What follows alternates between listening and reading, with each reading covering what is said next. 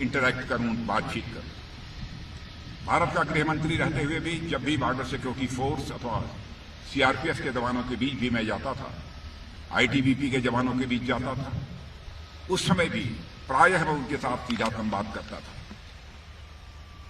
दिन रात देश की सुरक्षा में लगे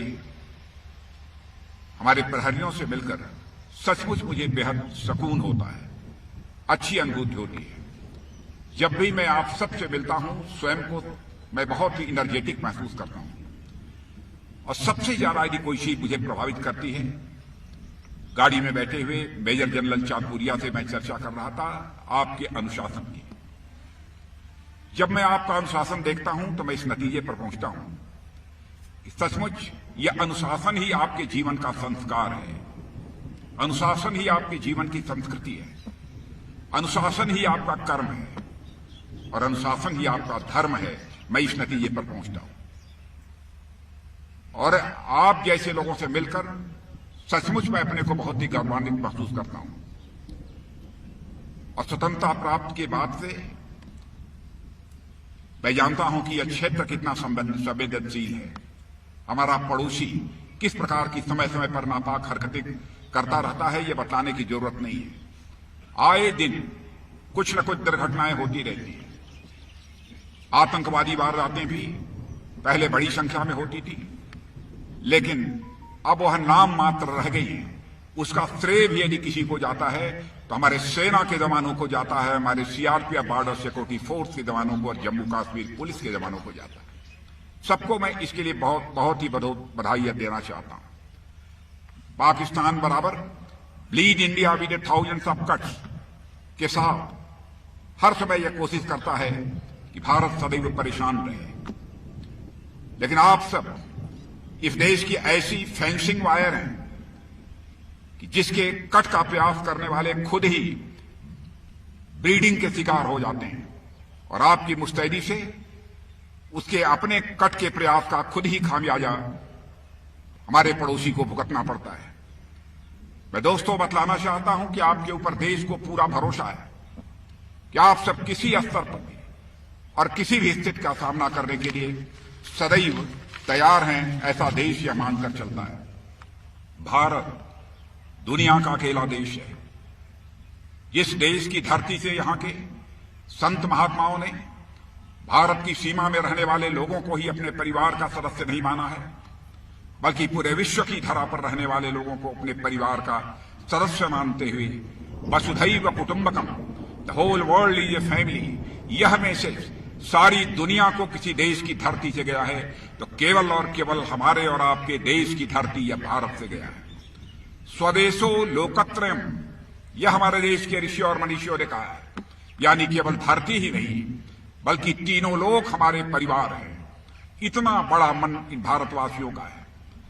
हमारा चरित्र रहा है, हमने न तो किसी के स्वाभिमान पर कभी चोट पहुंचाने की कोशिश की है और न तो दुनिया के किसी देश की 1 इंच जमीन पर हमने कभी कब्जा करने की कोशिश की है।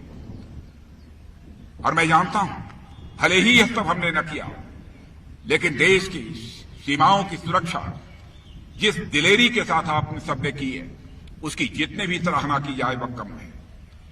मैं कभी विचार करता हूं कि वो कौन सी भावना है जो आपको अपना सर्वस्व न्यौछावर करके, अपनी जिंदगी भी देकर देश की सीमाओं की रक्षा करने के लिए प्रेरित करती है।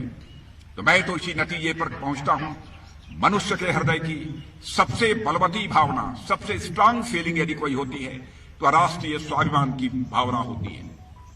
यही राष्ट्रीय स्वाभिमान की भावना रही है चंद्रशेखर आजाद, सरदार भगत सिंह, खुदीराम बोस, अशफाक उल्लाह खां ने भारत माता के पैरों में पड़ी दास्ता की बेड़ियों को काटने के लिए हंसते हंसते फांसी को फंदे को चूम लिया, तब जाकर यह भारत आजाद हुआ है। अशफाक उल्लाह खां 21 साल की जवानी थी, मां कहती थी बेटा शादी कर ले, मां की बातों को टाल जाता था। लेकिन अंग्रेजों की हत्या करने के मामले में जब फांसी की सजा हुई, फांसी के तख्त पर ले आया गया, मजिस्ट्रेट ने पूछा, बोलो अशफाक उल्लाह, तुम्हारी अंतिम मुराद क्या है? जो भी तुम्हारी अंतिम मुराद होगी यह संदेश तुम्हारी मां तक पहुंचा दिया जाएगा। बहादुर अशफाक उल्लाह खां ने उसी फांसी के तख्त पर खड़े हुए यह कहा, मजिस्ट्रेट जाकर मेरी मां तक यह संदेश पहुंचा दे कि तुम्हारा बेटा अशफाकुल्ला आज फांसी के तख्त पर खड़े होकर अपनी शादी रचाने जा रहा है, तुम्हारी मुराद पूरी करने जा रहा है। बहनों भाइयों, यही एक स्वाभिमान की भावना है जो कि देश की सीमाओं की रक्षा करने के लिए आपको प्रेरित करती है। आपको मैं जानता हूं केवल एक ही बात की चिंता रहती है, चाहे जो कुछ भी हो जाए, हमारा तिरंगा इस हिंदुस्तान की धरती पर शान से फहरना चाहिए। यही आपके जिंदगी की एक मुराद है। तभी जाकर इस सीमा तक आप संघर्ष करने का जोखिम उठा पाते हैं। मुझे याद है 1971 का वार हुआ था, आपको विजय प्राप्त हुई थी। 90,000 पाकिस्तान के सैनिकों को बंदी बनाया था भारत ने, लेकिन उन्हें रिहा भी कर दिया था। और जब कुछ प्रिजनर्स, कुछ बंदी पाकिस्तान के यहां रह गए थे, साथ बैठकर हमारे यहां सेना के जवानों को और अधिकारियों को भोजन करते हुए उन्होंने देखा, तो उन्होंने कहा कि पाकिस्तान में हमने कभी ऐसा नहीं देखा है, अधिकारी और जवान दोनों साथ बैठकर यहां पर भोजन करते हों। यह देखा है तो केवल भारत में ही यह देखा है। इस प्रकार का सम्मान हमारे पड़ोसी देश के जवानों को नहीं प्राप्त होता है। बहनों भाइयों, हम भी यदि भोजन करेंगे, नीचे बैठकर यदि भोजन करेगा, तो देश का रक्षा मंत्री और देश का प्रधानमंत्री अपने जवानों के साथ बैठकर भोजन करेगा, अलग बैठकर वह भोजन नहीं करेगा। यह है हमारा भारत। हमारे दुनिया की जो फ्रेंडली कंट्रीज हैं, हमारे दोस्त जो माने जाते हैं ऐसे देश हैं, वह भी अपने देश की सुरक्षा के लिए कभी जरूरत होती है किसी पर भरोसा करते हैं, तो आप जैसे बहादुर जवानों के ऊपर ही भरोसा करते हैं। 100 वर्षों का आपका इतिहास है, मुझे बताया गया है। बर्मा, जावा, सुमात्रा, इजिप्ट, फ्रांस, बहुत सारे देशों में जाकर आपने अपने शौर्य और पराक्रम का परिचय दिया है। आप तो दुश्मनों से हमारी मातृभूमि की रक्षा करते हैं। आपका दर्जा कितना बड़ा है उसको मैं शब्दों में बयान नहीं कर सकता। और आप जिस हौसले के कारण यह सीमाओं की आप रक्षा करते हैं, उस हौसले का मैं अभिनंदन करता हूं। और आप जैसे बहादुर सपूतों को जिस माता पिता ने पैदा किया है, मेरे बहादुर जवानों, उन माता पिताओं के चरणों में मैं शीश झुकाकर मैं उनका अभिनंदन करता हूं कि आप जैसे बहादुर जवानों को इस भारत की धरती पर पैदा किया है। और आज आप सबके बीच आकर सचमुच मेरा भी हौसला बढ़ा है, हौसला अफजाई मेरी हुई है और सुखद अनुभूति भी यहां पर हो रही है।